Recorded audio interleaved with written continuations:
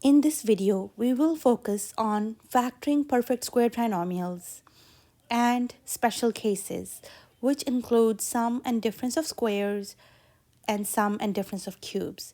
We will look at the factoring expressions as well as solving equations of these kinds as well.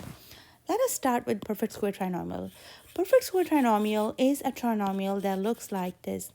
A plus B, everything squared, is equal to the first term squared plus 2 times the first term times the second term plus the last term squared. And A minus B squared is equal to first term squared minus 2 times the first term times the second term plus the second term squared. So we're going to be factoring each of the quadratic equation. All these are quadratic equations and we're going to be factoring each of these. Anytime we're factoring a quadratic equation, the first thing we want to look for is GCF, if there is a GCF. If there is one, proceed with factoring that out first. If there's no GCF, then look for either X method or see if it's a perfect square trinomial.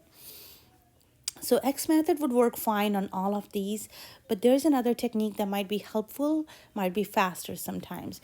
I can see my first term is a perfect square, my last term is a perfect square, and the middle term is 2 times the first term times the last term. So that does fit into this category. That means I can write it as a perfect square trinomial, so I can put the first term like I did on the left hand side, x, plus the second term and the whole thing squared.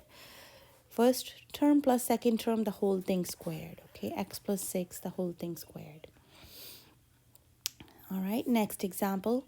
Again, so if I write my first term as a perfect square, 4a squared, and the last term is 3 squared, and the middle term is 2 times 4a times 3, which is 2 times 4a is 8a times 3 is 24a. So that means it looks like the second kind of perfect square trinomial. So I can write it as 4a minus 3 squared. Don't worry, you did not lose the middle term. If you FOIL this, or if you multiply 4a minus 3 times 4a minus 3, you will get your first term, middle term back, okay? Let's look at the next example. My first term looks like a perfect square. Last term looks like a perfect square. Looks like the middle term is 2 times the first term times the last term. So if I write it as a perfect square, my first term as a perfect square, last term as a perfect square, the middle term is 2 times the first term times the last term. That does look like the first perfect square trinomial here. So I'm going to bring m squared plus 5, everything squared. And that's this trinomial in the factored form. So it's just a little faster way of factoring, because m squared plus 5 squared is same thing. I can write it m squared plus 5 times m squared plus 5, so which is in the factored form. Let's check out the next example. Is there any GCF over here? Doesn't look like there's a GCF, but can I write the first term as a perfect square, the last term as a perfect square? Is the middle term? We must always check, because if the middle term is not 2 times first term times the second term, then then it's not a perfect square trinomial and we cannot use this formula. 2 times 3 is 6y times 8 is 48y. So that does fit into the category. To refactor it, I can just bring the a term, the b term, and square the whole thing. So that's the factored form. If you prefer writing it as 3y plus 8 times 3y plus 8, feel free to do that. Now we're going to look at number 5 next. For number 5, I'm going to write the first term as a perfect square, the last term as a perfect square, and check if the middle term is 2 times first term times the last term. 2 times 4 is 8, p times 5 is 40. So yes, the middle term is negative 40p or minus 40p. So that means I can write it as a perfect square. 4p minus 5 squared. The sign of middle term goes in the middle, okay? The sign of middle term goes in the middle. If it's plus in the middle, then it goes plus in the parentheses. So these are a few examples of perfect square trinomials.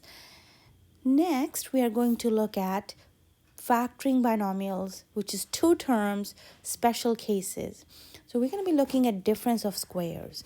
Difference of squares is a square minus b square is equal to a plus b times a minus b.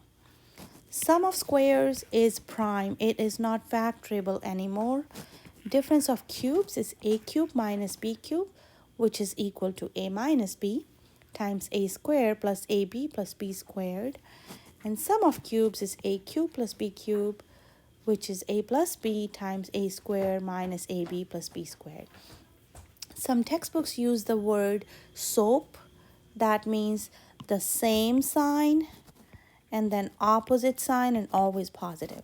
So same sign, when going from here to here, same sign, opposite sign, and always positive. So you can remember the word SOAP to help you remember the signs of the terms when we're dealing with sum or difference of cubes. All right, so lots of examples where we're going to have either sum of squares or difference of squares or sum and difference of cubes. We are only factoring right now. We're not solving the equations, okay? So anytime you're solving the equation, there's one extra step you have to do after you factor, which is using the zero product property. Let's look at the first example. Is it difference of two squares? Is my first term perfect square and the last term perfect square? Yes, it is. So that means I can go ahead and write two parentheses, right? What times what gives me x squared is x times x. What times what gives me 36 is 6 times 6. So these are the factors. These are the factors for x squared minus 36. Next, we have 81p squared minus 64, not written as a perfect square, but let's go ahead and see if we can write it as a perfect square. First thing we want to see is if there's a GCF. Looks like there's no GCF. Always look for a GCF first whenever you're trying to factor a binomial, trinomial, or even a polynomial. So yes, we can write it as a difference of two squares. That means the factors will be what times what gives you 81p squared is 9p times 9p. What times what gives you 64 is 8 times 8. One parenthesis gets plus sign, other one gets minus sign. Again, you can check your work by foiling these, multiplying these together to make sure you do end up with the polynomial we started with. 121p squared minus 100n squared. I can write it as a perfect square. And now, again, what times what gives me 121p squared? 11p times 11p. What times what gives me 100n squared is 10n. 10n. One parenthesis gets plus, the other one gets minus, and that's the factors. And you can write them in any order like we talked about earlier. You don't have to worry about the order because multiplication is commutative. Next example, 2x squared minus 50. We can pull out a 2 from here. There's a GCF. Now inside is a difference of squares, so it matches the first one, difference of squares. That means don't drop the outside 2. The outside 2 is going to stay. What times what gives you x squared is x times x. What times what gives you 25 is 5 times 5. One parenthesis gets plus sign, the other one gets minus sign. X squared plus 5. Well, looks like it is sum of squares. So this is a prime polynomial. Or you can say this is not factorable because you have plus in the middle. What if you had x squared minus 5? Could you factor it? Yeah, if you be clever, you can factor it because we can write it as x squared minus square root of 5 squared, which is going to be x minus root 5 times x plus root 5, and that's it. All right, next, number 6. Can we write it as difference of squares? Let's see. Yeah, I think we can. So x squared, perfect square, minus 4 squared. Now, what times what gives you x to the 4th? That would be x squared times x squared gives me x to the 4th. What times what gives you 16? is 4 times 4. One parentheses gets a plus sign. The other parentheses gets a minus sign. All right, a couple more examples here. We are not seeing it in a good shape and form, but hey, we can rewrite it, and now it looks like difference of squares. So my factors would be xy plus 6 and xy minus 6. Okay, I'll do maybe two more, and I'm going to do number 8 now. M to the 4th minus n to the 18th. I want to write it as a perfect square. So m squared to the second power minus n to the 9th to the second power. Remember, the exponents multiply. So if you we did look at the rules of exponents, so they're going to multiply, and it would become m to the 4th minus n to the 18th if you get rid of the parentheses. Now, that is difference of squares, so I'm going to say this is m squared minus n to the 9th times m squared plus n to the 9th, and that would be my factored form. The next one I'm going to do is number 9. Always look for the GCF first. Is there a GCF? Looks like xy is the GCF. So I'm left with x squared minus 4y squared. Now, can I write it as sum of two squares, sum of two perfect squares? Of course, instead of writing 4y squared, I can write 2y in parentheses and the whole thing squared.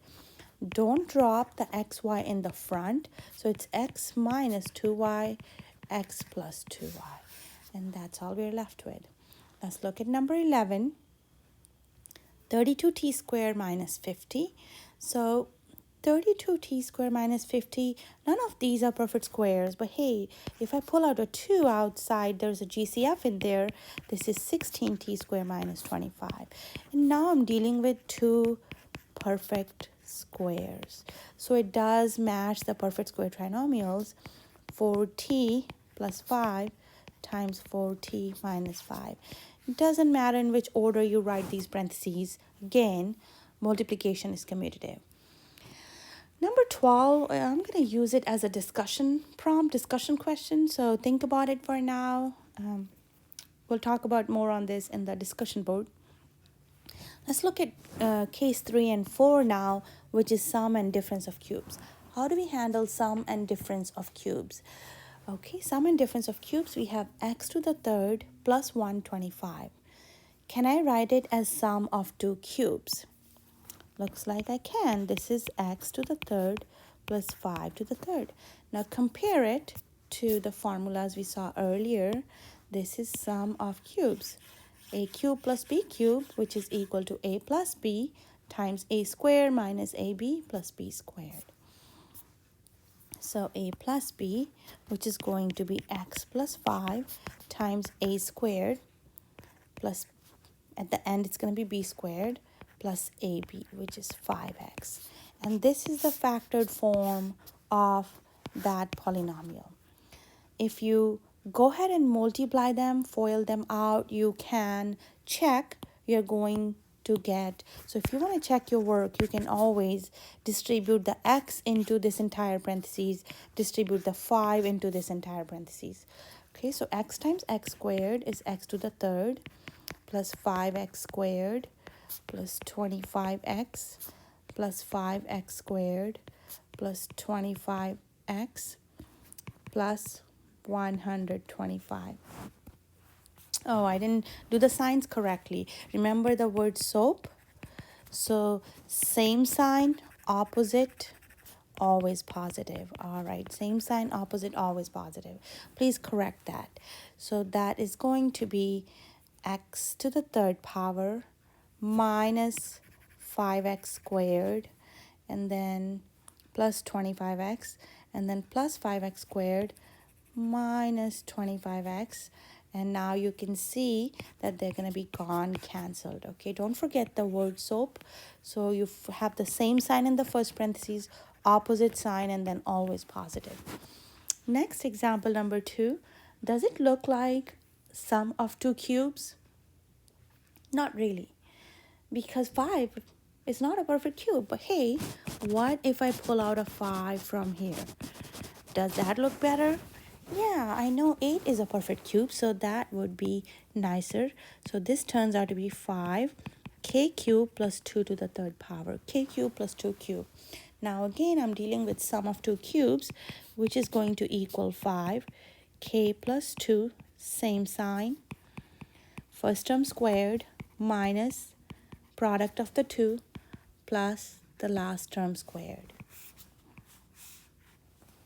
And that's going to be the factored form of this polynomial. You have to memorize these formulas in the front, and with the practice you will get better at it, being able to recognize what type of equation you're dealing with. Okay, next we were looking at difference of cubes, sum of cubes. Here we are, the third one. Does that look like difference of cubes? Well, not right now, but we can write it as difference of cubes. We can write the second term as a perfect cube. Now, this becomes the difference of cubes, which says the same sign, m minus 3n, same, opposite sign, m squared plus 3mn plus n squared. So you have a minus b and then a squared, b squared at the end, and a times b in the middle. Okay, I'll leave example number 4 for you to try and see how you can work it out, and then come back and check in a minute. This is going to become 27y to the third, which is 2x to the third minus 3y to the third. Don't forget the 2 in the front, same sign, opposite, a squared, 9y squared, plus 2 times 3 is 6xy. All right, so that's example number 4. Here we are in example number 5 now. Is this a perfect cube? Can we write it as sum or difference of perfect cube? Looks like I can. Z squared to the third power. So that I was able to write it as a perfect difference of two cubes, and that means I can use the formula of difference of cubes, which is same sign, first term squared, last term squared, and x, y, z squared, a and b, product of a and b goes in the middle. Okay, we'll see maybe one more example, and then we'll move on from these. 27 minus t to the third, we can write it as 27 is 3 to the third power minus t to the third power. So 3 minus t, and then 9 t squared, same sign, opposite, 3t goes in the middle. You could pull out a negative in the beginning and change it to t to the third minus 27. That is totally okay. T to the third minus 27. You could go ahead and do that. That's totally fine. Okay, so that was several examples of sum and difference of cubes, how to factor sum or difference of cubes. Now we're going to solve some equations and see how we can solve these equations. We saw in the last videos how to factor a trinomial and solve a quadratic equation of the type ax squared plus bx plus c using the x method. So you might have to use that as well for some of these problems. Let's look at the very first one. First of all, you always bring everything to one side and a 0 on the other side. Okay, so how do I factor it? I'm going to use the x method, which means two numbers that multiply to give me negative 21. They add up to give me 4. They are 7 and 3 will be negative. So x plus 7, x minus 3. Keep in mind, we're dealing with the equations and it says solve. There is an equal sign in here. So we're looking for the values of x that will make this equation left-handed side equal to right-handed side. So now when I have it in the factored form, product of two factors is 0. That means one of them must be 0. X plus 7 is 0 or x minus 3 is 0. So this leaves me with x equals negative 7 or x equals 3. Okay. 4x squared minus 25 is equal to 0. Now, this looks like a difference of squares to me. I can go ahead and rewrite it as 2x to the second power minus 5 to the second power, which is the difference of squares. So when I factor 2x plus 5 times 2x minus 5 equal to 0. So anytime you're solving a quadratic equation, once you have it in the factored form, use the zero product property.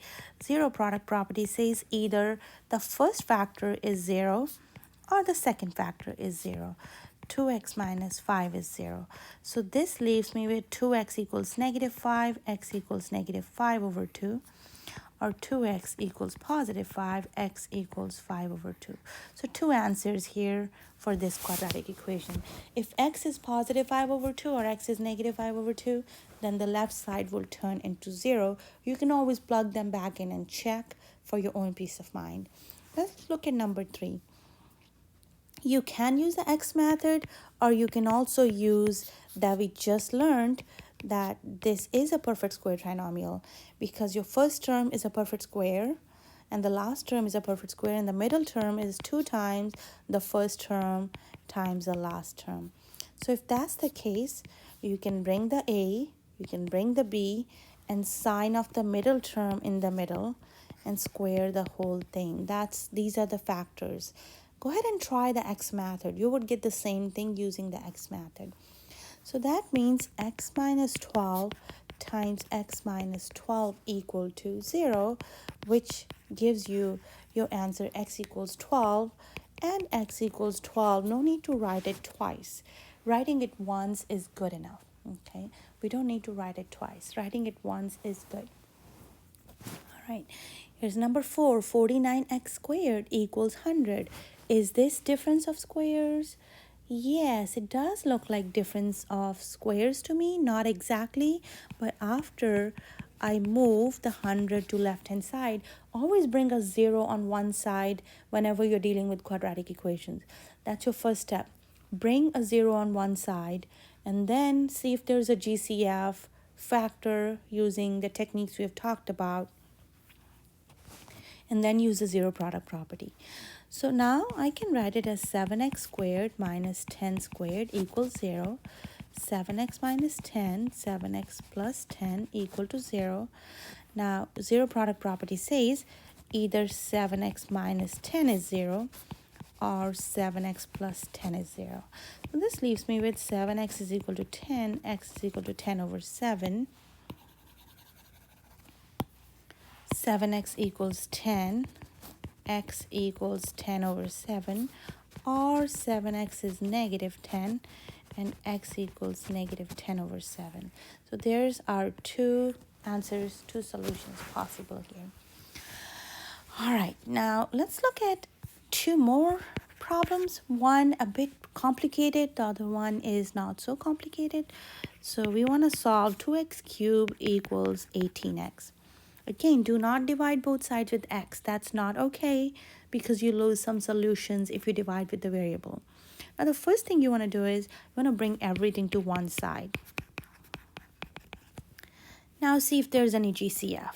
I see the GCF is 2x, which is x squared minus 9. Factor the remaining equation, x plus 3, x minus 3. Make the 3 better. X plus 3, x minus 3 equal to 0. Now, zero product property says once your equation is in the factored form, you're going to use the zero product property. So, if product of 3 numbers is 0, one of them must be 0. Or product of 3 terms is 0. Product of 3 polynomials is 0. One of them must be 0. So, either x is 0, or x is negative 3, or x is positive 3. That means for all these values of x's, this equation left-hand side will turn into a 0. All right. Let's see one more example. This is number 6, and it says solve x to the third minus 12x squared plus 32x equal to 0. Is there a GCF? Yeah, looks like GCF is an X. Now inside, is it a perfect square trinomial, or can I use the X method? Well, is there two numbers that multiply to give me 32 and they add up to give me negative 12? Looks like 8 and 4 if they're both negative. So x minus 8, x minus 4. So that leaves me with x equals 0, x equals 4, x equals 8 when I use the zero product property and plug each factor equal to 0.